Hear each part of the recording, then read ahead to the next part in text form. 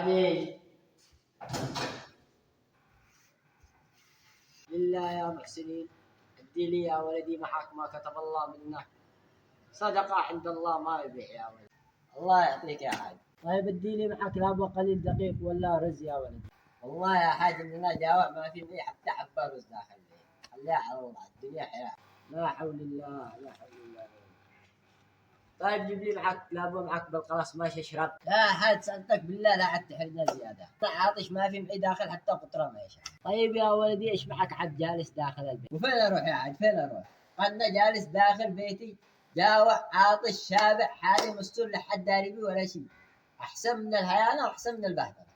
خرج دور لك رزق، خرج دور لك ما تاكل ما تشرب، ولا تجلس داخل البيت تموت جوع يا ولدي. والله ما حش هاي الفتنة. والله يا حاج ان انا اخرج من الصبح ربي ادور شغل، لا بعد الظهر بعض الاحيان اخليها على الله بس. مثل اليوم هذا روحت عاطش جاوع ما فيش مني حتى حق واحد روتي. حسبي الله ونعم الوكيل يا ولدي، امانه قطعت قلبي.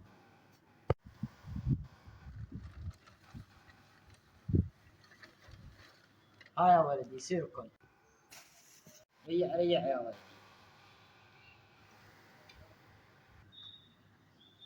سير اصطرف يا ولدي. الله يرزقك يا حاج ان شاء الله، ربي يفرج همك وان شاء الله ربي يشبع جوعك ان شاء الله. الله خاطرك يا ولدي. ها ايش رايك من بكره تخرج تشحت لك معي؟ خرج لك معي نروح انا وانت نشحت ورزقنا على الله. يا حاج انا اشوف نفسي ما بقدر، لكن بشاور نفسي ان شاء الله وارجع لك خبر.